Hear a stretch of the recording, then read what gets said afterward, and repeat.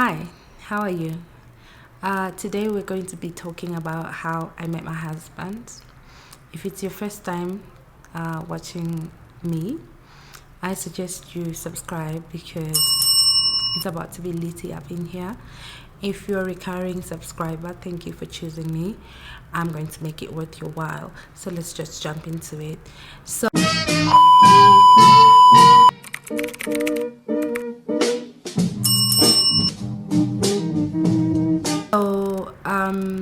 In April 2020, I had just joined a new organization that I was working for as a project manager. And one of the first big tasks that I was given was to host a conference for our donors. So I was supposed to give us a platform to showcase our progress, what we've done so far, in a bit to, request for more funding. So usually the task of organizing a conference falls under the logistics department, but since my supervisor at that point wanted to make sure that everything was on point, he told me to make sure that I booked the venue myself. I made sure everything was in place myself so that it would be 100%.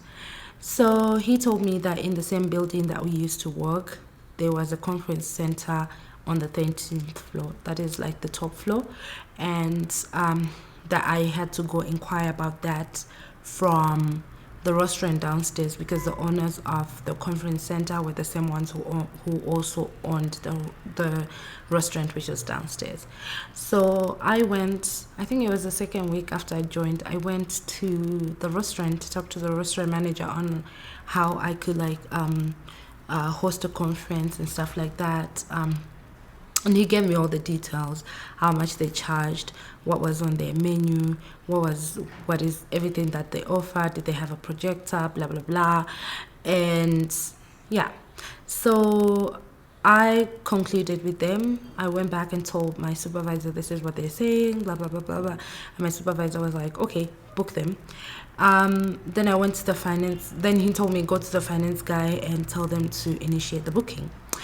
And I went to the finance guy of our organization, and he basically told me, okay, can you go and get different payment methods from them? Because this is on short notice, so we need to know what are the payment methods. We don't have that kind of cash lying around. So I said, okay. I hope you guys can hear the donkeys. Yeah. I live in a place where donkeys just move around. Anywho, so I said, okay, cool. Let me go back and ask this guy. So I went back and be like, hey, we need different payment methods. And the guy was like, that is beyond my scope, but I know someone who can. So we have a finance executive who sits on the 13th floor where you can go and ask him about the payment methods, and at the same time get to see the conference center and everything that you need. So I was like, okay, let me do that. So I went to the 13th floor. I met the finance exec and I told him we required different payment methods so that we can be able to know whether we can which method is best for us. And then he said, okay, no problem, let me show you around. He showed me around, and then he told me he printed a sheet of all the payment methods they have, the bank, the transfers, the what, the cash and stuff like that. All the details that I needed was printed and was given to me. And at the end of that whole thing, he said, let me give you my number so that in case there's any other questions, you can always reach out to me at any time so that I can help you with this process. I was like, okay, thank you. I got his number. I went on to do my conference. It was a success, and I forgot all about that encounter. Fast forward 2 months later in June. So I'm at home. It was a Friday. Mind you, this is my version of it. I hope we can get his version on camera, but this is my version. So we I was in now in June, 2 months later, I was at home on a Friday, just chilling. That point you're drinking your wine after work and you're just chilling and scrolling on Twitter and watching a movie at the same time. It was just chilled. It was peak pandemic, so yeah, I wasn't going out or anything. So I then received a notification that so and so has joined Telegram. Shout out to Telegram. So I was like, I don't know this person's name. I One thing about me is I don't save people's numbers like that. I have my personal phone and I have a work phone. So on the work phone, I can save people's numbers because that's business. But on my personal phone, I don't do that. Unless you're my friend, unless I know you like that, that's only when I save. Like I've had people who I talk to for years, but I don't save their numbers. Unless we're cool, like I mean really cool like that. That's the only time I'm going to be saving your number. So when I received this notification with a number, with a name of a person that I don't even know, I was like, who is this person? Because I don't do that. I don't save people's numbers like that. So I got curious. So I texted them on the Telegram. I was like, hi, how are you? And they instantly replied, hi, how are you doing? And they were like, long time. And I was like, long time indeed. Yeah. And then the next question, that's when I was like, So the next question was, when are you going to invite me to your home? Excuse me, what? I don't even know you, man. Like, what the block? That would be like my normal reaction, right? But like, I don't know, something was working all the time. So instead of like cursing them out or like just instantly blocking them, which is so typical of me, that's what I would do normally. But at this point, I was just like, one day, and then they then changed the subject, and then they were just like, okay, so how is work? And I also asked them how is work. But in my mind, I'm trying to figure out who this person is, but I really can't. Anyway, I lost interest in the conversation and finally went to sleep, right? In the morning, I woke up to the messages from the conversation that we had heard that I left hanging. And then I picked it up. So how often do you go home? Because obviously their name sounded foreign, so I was sure they were not from South Sudan. So just like small talk and stuff. And then that person was like, if you invite me, I'll bring wine. Now at this point I'm like curious, because what in the audacity does this guy have? Why? Like I've heard of guys who just want you to invite, like when we cook for me and whatnot, and at this point this guy is moving kind of mad, but at the same time I'm like kind of intrigued by their persistence and by their audacity, to be honest. And I was in my wine era, and I had not had like that kind of human interaction for a while. Most of the people that I used to meet were like for work, so I was kind of curious, right? So I was like, okay, red or white? And then he was like, whatever is your poison. So I was like, okay, I could do with white. And then he was like, okay, I'll be there around after work around 3-4. Then send me your location. So I sent the location. The whole time now I'm like, oh my god, what have I done? I don't even know this person. Why would I randomly invite a person to my place? I don't even do that. I don't move like that. But it was too late for me to cancel. So I was just like, okay, I made my bed, I'm finna sleep on it, right? So he calls me around the time that he says he's gonna come. That's my baby in the background. She likes to add a little razz to my videos. She's sleeping and stretching, so yeah. And dreaming about milk, I think. So anyway, it's so he calls me and he's like, I'm at your gate. The security, so the security at the apartments that I used to stay in wanted to confirm like whose visitor he is, so he had to call the person and I'll talk to them and tell them, let the guy in. So it so happened that my apartment, my unit was facing the gate. So I told him, yeah, put them on the phone. I checked from the gate and then I saw him. I was like, oh, that's that guy. The guy from the conference center, the finance exec, the guy who gave me his number, blah, blah, blah. So I'm making the mess now. And the math is like, oh my God, what have you done? You don't even know that you had that guy. You had one conversation with that guy over like some stupid finance things. And so why would you invite him to your place? What do you have to talk to him about? Like, I mean, what have you done? But like, he's already on the stairs. Next thing you know, he's knocking my door. And then I let him in. Hi. It's very, I think we didn't even hug or anything. It was very platonic. So I was like, hi, welcome, blah, blah, blah. So gave him a seat and I sat there. And I'm just like, damn, this is going to be the longest afternoon. Like, I don't even know this person, bruv. So we start drinking the wine and we start talking like just general like work, and then it turns into like family, his siblings. I'm telling him about my siblings. We're talking about stuff. We're talking.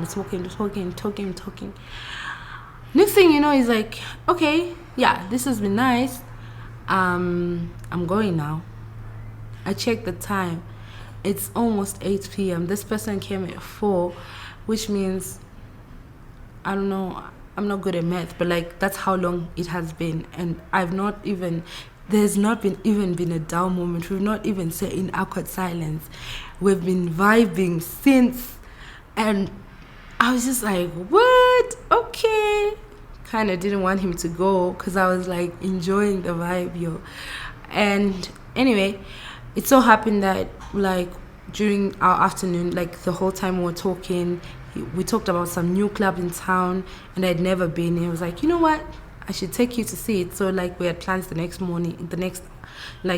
day. So he would take me to that club. So I was like, okay, cool. Yeah. So anyway, on that time that I had to walk him out, and then I was just walking him out. I took him past our security. And then I was like, yeah, cool, so see ya. I went in for a hug. He went in for a kiss. It wasn't awkward. Our lips met and I was like, okay, all right, so see you tomorrow. Yeah, so the next day he came by and then we went to the place that he wanted to show me. And it was just a vibey place. And then he was like, I like your apartment. It was a cute little unit, a 1-bedroom. It was really manageable. So he was like, I like it. The place where I'm staying now, it's a bit like far off, and I'm paying this much, but like I think I need something in this area. Do you think like you could introduce me to like the building manager and stuff like that? I was like, in my mind, like, okay, this is too much. He's moving too fast. Like, I mean, I don't know whatever this is, this kind of stage that we started, but it would be awkward if we started something and he started living at my place, and if something went wrong, then it would be awkward for us, But then I was just like, oh yeah, cool. I can do like an introduction for you and stuff like that. So one of my friends also wanted to move to the same place, and I'd given her the number of the building manager, and the building manager had straight up told her, he doesn't have any vacant units. So I kind of knew there was no like chance he could get it. So I was like, you know what? Let me call the building manager right now. Let me just check if he has any units. But I knew he didn't. So I called the building manager, put him in speaker. I'm like, yo, Gilbert, do you have any empty units? And he's like, No, but since it's you asking and you've been there for a while, and if you're recommending someone, I just know the person will be good. I have a tenant moving out this month end, so if your person is willing to wait, I can hook it. I can hook them up. I was like, okay, cool, boom, whew. Cool. And then I gave the guy the number of the building manager. I was like, yeah, you can talk to him once you figure it out. Anywho, fast forward, I got in a little commission for introducing him, since he signed his lease like a week later. So the building manager called me and was like, okay, thank you for hooking me up with the client. Here's a little commission from that sale. And then I was like, oh, cool. I didn't even know that was a thing. And so this guy tells me it's my birthday. And then I was like, okay, cool. I got money for you moving into my building. So I'm going to take you out with that money. So I took him out, and it was cute. So he then moved. He paid for his rent and stuff like that before he moved. And then by the time he moved, he kind of was already like, we're vibing like that. So he was spending he had started to sleep over at my place. Nothing had happened, but like by the time he moved in, his place was not yet cleaned, so he was still staying at my place. And then I hooked him up with someone who cleans, like she's somebody who used to stay there and was like, who used to deep clean the apartment. So his apartment got deep cleaned, but like by that time we're in so deep, so he used his apartment as a closet. I remember the first week he was at my place the whole time. And then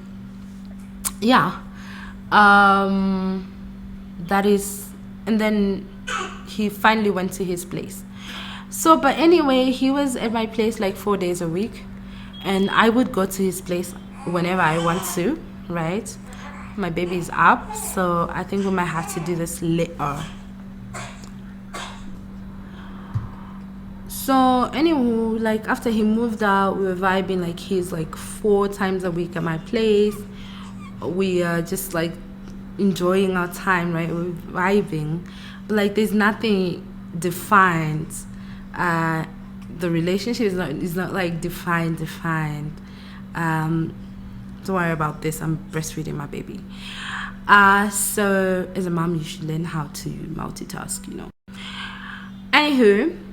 So I was like, I don't want to jump into anything, because like we hadn't done anything, but we were making out like we're about to do something, right? But we're neighbors now. I don't want to do things that would like make awkward situations for me. I enjoy the apartment that I'm in. I don't want to have to move if anything goes wrong, you know. I don't do awkward. So one of the days he's over and we're relaxed. We just had a meal. We're chilling. We're like detoxing our day or whatever. So I asked him like, yo, so I'm enjoying whatever this is. Like, you know, it's very vibey, whatever we have got going on. But like, what do you think? What do you define it as? Because like I need to know. I'm a Zim girl in my head. Like I'm saying this in my head. Like I need to know. You know, there's different things these days. There's the talking stage. There's the vibing stage. There's like, you know, we need to define the relationship. DTR is what we call it. We millennials.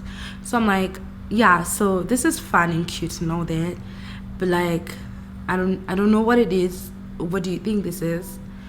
And he's like, we're in a serious relationship. Bro, like I expected that he would say like we're seeing each other or something like that. What I didn't expect is him telling me we're in a relationship, a serious one in that matter. I was like, okay, I can get with that. It's sort of like, you know, so like I had something else going on. I don't. So this is it. We're in a relationship and it's serious. Okay. okay, cool. So I hadn't been in like a relationship in a long time, so it was like, okay, cool. Yeah, so we continued like that, and one of the first things that we did after we defined the relationship was going to get tested, of course, because like we needed to know. So we went like for all these tests, like for venereal diseases, for STIs and stuff like that, and yeah, of course HIV and stuff like that, because that's important. That was important to me, and it turned out it was important to both of us, just so that we can know our statuses and where like our baseline, where we're starting it. And we like sort of like every 3 months we should like go and do it. Come to think of it, we haven't done that in a long time, but like, yeah, that was like what we said we would do. So we did that, and then we continued with our relationship, and they lived happily ever after.